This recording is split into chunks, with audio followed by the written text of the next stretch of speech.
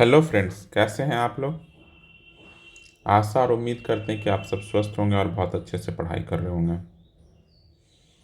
तो दिन बीतता जा रहा है, मेंस का डेट करीब आता जा रहा है और सबसे ज़्यादा जो लोगों को परेशानी हो रहा है वो हो रहा है कि करंट अफेयर्स का। करंट अफेयर्स में क्या क्या पढ़ें, इसका टॉपिक ढूंढ के इसका कंटेंट प्रिपेयर करना अपने आप में बहुत टफ टास्क लग रहा। तो मैं सोचा कि आप लोगों से थोड़ा बात किया जाए कि करंट अफेयर का कैसे आप लोग कंटेंट तैयार कर रहे हैं। तो आप लोग वही विजन से मेंस 365 देख रहे होंगे, विजन का मेंस 365 देख रहे होंगे। और जो अभी 2-3 महीने का जो मंथली मैगजीन आया है उसको भी ज़रूर देख लीजिएगा। मंथली जो मैगजीन आया है इसे भी ज़रूर देख लीजिएगा। देखिए, अब जैसे पिछले 2 बार से ट्रेंड देखिएगा कि करंट अफेयर का मतलब आईआर नहीं है। लोगों की एक बहुत बड़ी मिसकॉन्सेप्शन रहती है कि करंट अफेयर का मतलब आईआर मान लेते हैं। पिछले बार का सवाल अगर देखिएगा तो सिर्फ आईआर का सवाल एक था, G20। एक पूछा था मणिपुर, पूछा था लंबे क्वेश्चन में मणिपुर पूछा था। एक पूछा था यूसीसी पूछा था और एक चंद्रयान पूछा था। तो एक साइंस पूछ दिया था, साइंस का करंट अफेयर। एक पॉलिटी का करंट अफेयर, इसे ही पॉलिटी ही मान लीजिए, पॉलिटीज कुछ भी, नेशनल अफेयर। और एक आईआर का, इसमें बॉडी पूछा था। ये हुआ लंबे क्वेश्चन थे। जो छोटे क्वेश्चन थे उसमें पूछा था, एक सुप्रीम कोर्ट का क्वेश्चन था, फिर से एक पॉलिटी, फिर एक पूछा था भारतीय नागरिक सुरक्षा संहिता, ये भी पॉलिटी। फिर पूछा था artificial intelligence in the legislative institution making, ये भी एक तरह से पॉलिटी। एक पूछा था describe the parameter and impact of the global wage report, तो ये एक तो रिपोर्ट पूछा था।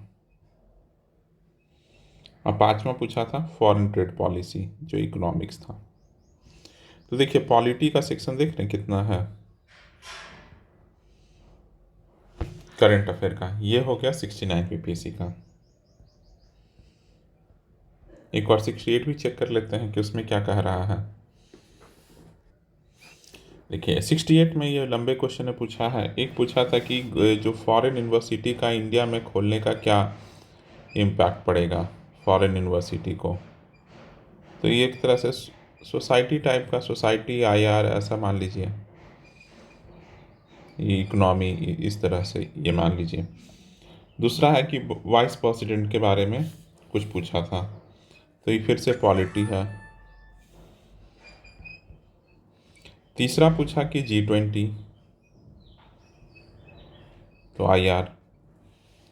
आज चौथा पूछ रहा था evaluate the role of UN in the access and resource management about the support Syria and Turkey earthquake disaster management and UN, role of UN. तो देखिए, तो ये बॉडी से पूछता है, आईआर में बॉडी से पूछता है, समझ गया ना, बॉडी से पूछता है। तो ये था आईआर। तो इस बार देखिएगा तो 2 आईआर तो पक्का ही पक्का है, एक पॉलिटी है। छोटे क्वेश्चन में चलिए तो national scout and guide, national affair में क्वेश्चन रहेगा, ये कहीं नहीं जाएगा। फिर उसी तरह सस्टेनेबल डेवलपमेंट गोल के बारे में कुछ पूछा है,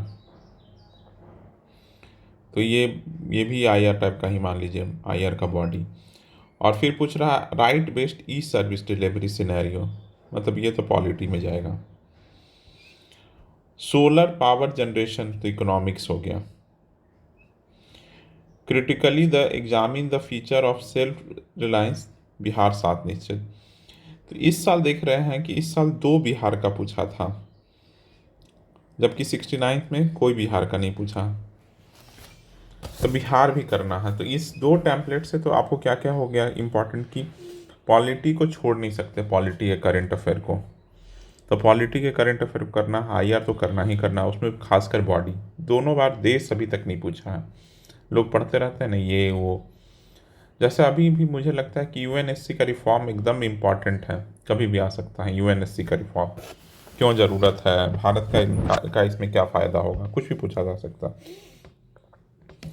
तो कुल मिलाकर इतना है, एक रिपोर्ट ही पूछा पिछले साल। चलिए अब हमने कुछ टॉपिक लिस्ट डाउन किया है, उसको एक बार देखते हैं। और आप लोग कमेंट में बताइएगा या मेरे टेलीग्राम चैनल पे आप लोग आ जाइए, इसी बुक का स्टूडेंट के नाम से ही है। उसमें बताइए कि आपको किसके कंटेंट ढूंढने में दिक्कत हो रहा है। जिसका भी कंटेंट ढूंढने में आपको दिक्कत होगा वो मैं करा दूंगा। देखिए सब तो कराना नामुमकिन है, इम्पॉसिबल है।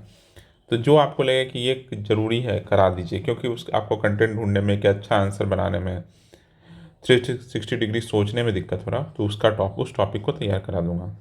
लेकिन बाकी आप लोग खुद से मेहनत कीजिए। चलिए एक बार लिस्ट देख लेते हैं हम लोग।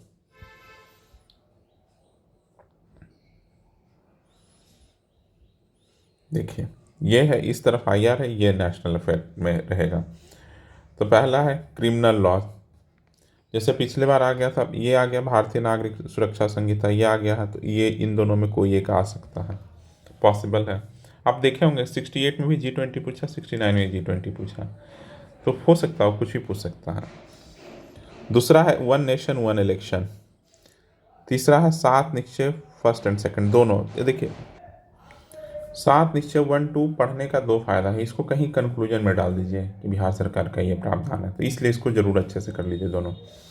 उसके बाद ग्लोबल हंगर इंडेक्स इम्पॉर्टेंट है। ई गवर्नेंस ज़रूरत है, ज़रूरी है, पढ़ लीजिएगा। क्लासिकल लैंग्वेज स्टेटस ये जरूर है, कर लीजिएगा क्लासिकल लैंग्वेज स्टेटस, क्योंकि अभी हम लोग प्रीलिम्स के समय में पढ़ रहे थे कि कितने भाषाओं को दिया गया है, मराठी, इन सबको दिया गया है। तो आप लोगों को दो तो बिहार का ही दिया गया है, तो आप लोगों को ये पूरा याद होना चाहिए।